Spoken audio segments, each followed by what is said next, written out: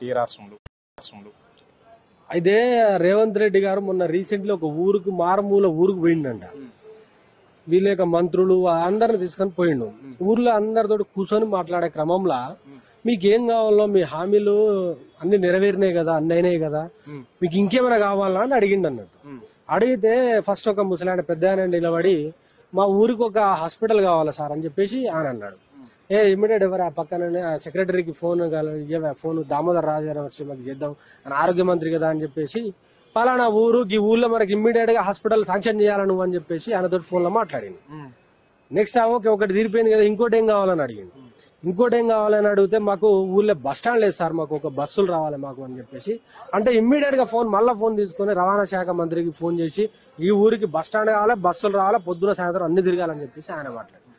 మళ్ళీ ఇంకేమైనా ఉన్నాయా మీకు కావాలంటే మాకు ఒక గుడి కావాలి సార్, ఇక్కడ రామాలయం కావాలి సార్, మాకు పెద్ద గుడి కావాలి, మాది ఊరు పెద్దది కానీ ఏం లేవు సార్ అని అంటే ఇమ్మీడియట్ గా దేవాదాయ శాఖ మంత్రి కొండ సురేఖ్ గారి గల్పురే అని చెప్పేసి కలిపి ఫోన్ కొట్టిండట. కొడితే అక్క ఇగో పలానా ఊళ్ళో ఇది కావాలి అని చెప్పేసి ఆమెతో చెప్తే ఇమ్మీడియట్ గా శాంక్షన్ చేసిద్దాం అన్న అని చెప్పేసి ఆమె అన్నాడు.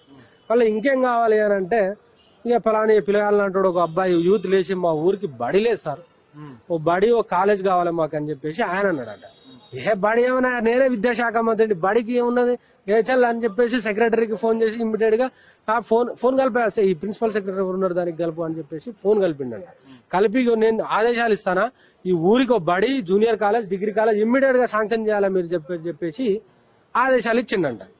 ఇంకేమైనా కావాలా అని చెప్పేసి అడిగితే నాలాంటి ఓ యువకుడు లేచి, తెలుగులో లేచి సార్ మీరు అంత చేసింది బాగుంది సార్, కానీ ఈ ఊర్లో సిగ్నల్ రాదు సార్, మీరు ఎట్లా మాట్లాడారు సార్, గిన్ని ఫోన్లు కలిపారు, మా ఊరికి అసలు సిగ్నలే లేదు సార్, ఇన్ని ఫోన్లు ఎట్లా మాట్లాడారు సార్ అని చెప్పేసి ఆడన్నాడట.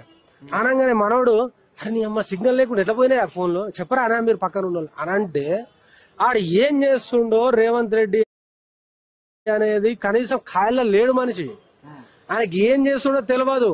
నువ్వేమని అడుగు చల్ ఇస్తా, తెలియదు నువ్వేమని అడుగు చల్ ఇస్తా అంటాడు. ఏమన్నా